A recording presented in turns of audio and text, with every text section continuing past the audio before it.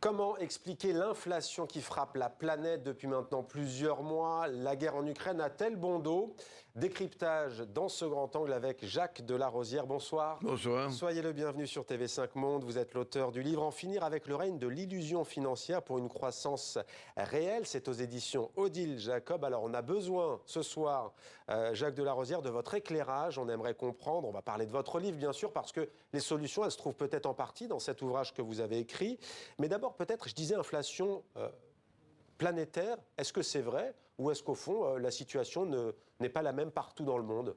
Non, elle n'est pas la même partout, mais elle est particulièrement accusée, cette inflation, dans ce qu'on appelle les pays avancés, c'est-à-dire les pays industrialisés d'ancienne réputation. Un peu moins fort dans les pays en développement. Mais c'est quand même un phénomène mondial. Et il faut comprendre l'origine de ce phénomène. On nous dit dans les hauts lieux que c'est le pétrole, les matières premières et la guerre d'Ukraine. Alors, il y a un peu de vrai dans tout ça, mais l'inflation a démarré en avril 2021. Et la guerre d'Ukraine, elle est de mi-2022. Alors ça ne colle pas au point de vue date. Et il faut rechercher un peu les vraies causes. Alors certes, la guerre d'Ukraine et la hausse des matières premières, ça a pesé sur la situation, ça l'a détériorée. Mais l'origine de l'inflation n'est pas là. L'origine de l'inflation, elle est dans l'excès de création monétaire à laquelle on s'est livré depuis 20 ans. Et quand vous créez trop de monnaie, alors que les besoins de financement sont ce qu'ils sont, c'est-à-dire ils croissent très modérément. Mais si vous mettez trop de monnaie en jeu, ça finit par créer de l'inflation. C'est une vieille théorie qui remonte à un économiste français qui s'appelait Jean Bodin et qui travaillait en 1558. Et on n'a jamais controuvé, on n'a jamais nié la réalité de ce phénomène. Alors, à force de créer de la monnaie depuis 20 ans, ça a fini par déborder. Alors juste, je me permets, ça fait 2 fois que vous dites depuis 20 ans, sauf que l'Europe n'a jamais connu une telle inflation que depuis la naissance de la zone euro, et c'était il y a 20 ans. Oui, absolument. Est-ce qu'il y a mal donne? Si vous voulez, l'éclatement de l'inflation en 2022 a été un phénomène extrêmement important. Parce que quand vous passez de 0 ou 1% d'inflation par an à 10% d'inflation par an, ce qui a été le cas, maintenant c'est redescendu vers 4-5, mais c'est quand même une montée exceptionnelle. Alors, je pense personnellement, et je me dissocie de tous ceux que l'on nous raconte dans les palais officiels, qui nous disent c'est la guerre d'Ukraine, c'est la hausse des matières premières. Je dis non, c'est la politique monétaire que vous avez menée depuis trop longtemps. Mais pourquoi ça n'a pas éclaté avant? Est-ce que la pandémie de Covid-19 et la reprise, la relance de la consommation mondiale a aussi une part dans cette inflation? Oui, elle a une part dans cette inflation, mais la raison pour laquelle elle n'a pas éclaté avant, c'est que, en fait, elle a éclaté avant, mais on ne l'a pas vu. Ouais. Elle a éclaté avant sous quelle forme? Sous la forme de la poussée des valorisations des actifs financiers. C'est de l'inflation. Alors, la bulle financière qu'on a fini par créer à force de mettre de la monnaie dans le circuit, cette bulle financière a précédé l'inflation des prix et des services, l'inflation du panier de la ménagère. Mais le fait qu'il y ait eu des bulles financières, le fait que le prix des appartements dans les centres-villes est monté d'une manière phénoménale, tout ça, c'est de l'inflation. Donc je réponds à votre question. Pourquoi pas avant ? Mais non, avant, c'était déjà de l'inflation. C'était pas visible dans le panier de tout un chacun et de toute chacune. Non, c'était pas visible dans le panier encore. Ouais. Mais dans le panier, il y a aussi le prix des maisons et les appartements qui avaient flambé.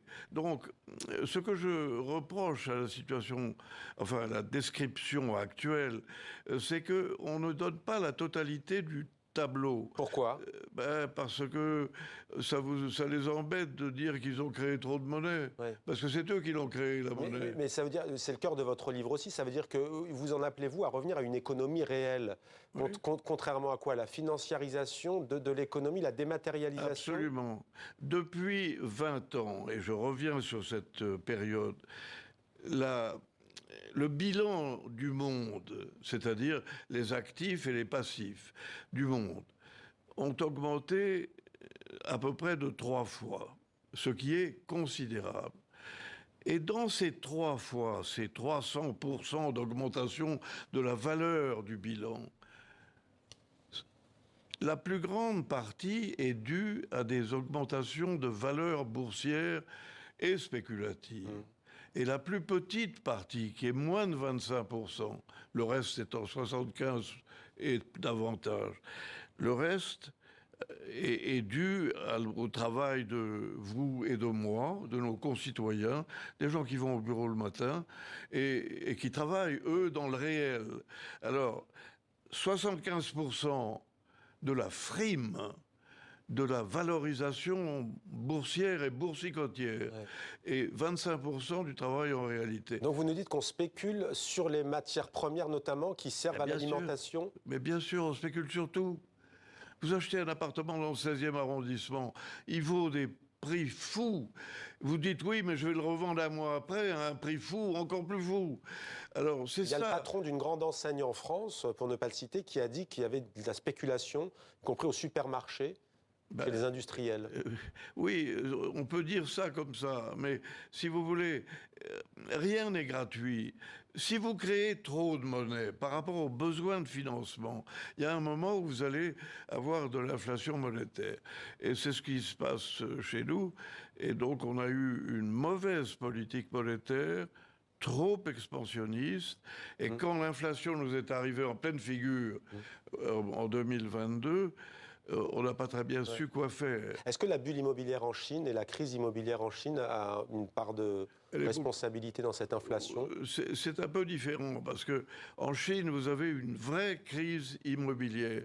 C'est-à-dire que vous avez beaucoup de gens qui aspirent à acheter des appartements, qui se présentent sur le marché et les constructeurs d'immeubles ont mal calculé la demande chinoise.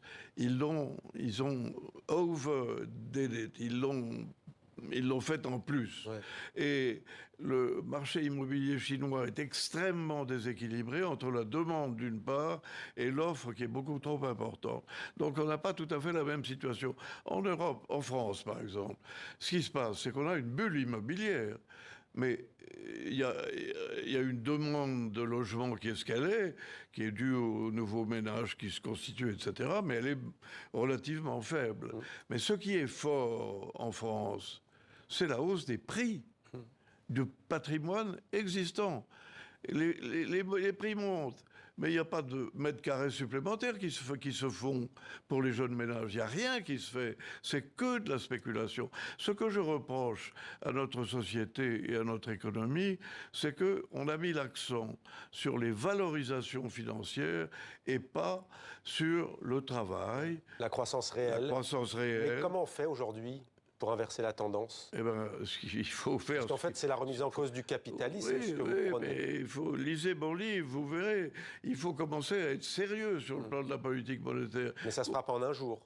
Ah ben, moi, je souhaite que ce soit le plus rapidement possible, mais je n'en vois pas tellement le chemin se dessiner. Alors, si vous aviez Emmanuel Macron en face de vous, peut-être d'ailleurs a-t-il commencé à lire votre livre, que lui diriez-vous? Quelle est la mesure d'urgence?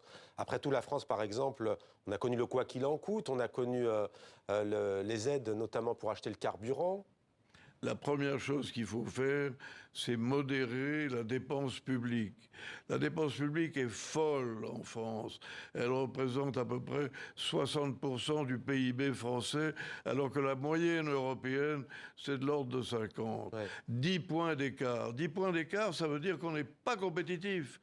Et on n'est pas compétitif parce que on paye trop de charges, parce qu'il n'y a pas assez de production, il y a trop de spéculation, et on a une balance déséquilibrée parce qu'on importe ce qu'on n'est pas capable de produire.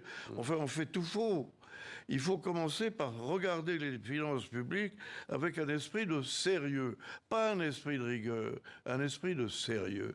Et il nous reste 10 secondes. Est-ce qu'il y a un pays dans le monde qui applique ce que vous dites? Ah oui. Lequel? L'Allemagne, par exemple. Merci. Merci Beaucoup d'avoir répondu à nos questions. Jacques Delarosière, votre livre a pour titre En finir avec le règne de l'illusion financière pour une croissance réelle. C'est aux éditions Odile Jacob. Merci beaucoup Merci pour votre à vous. éclairage très enrichissant.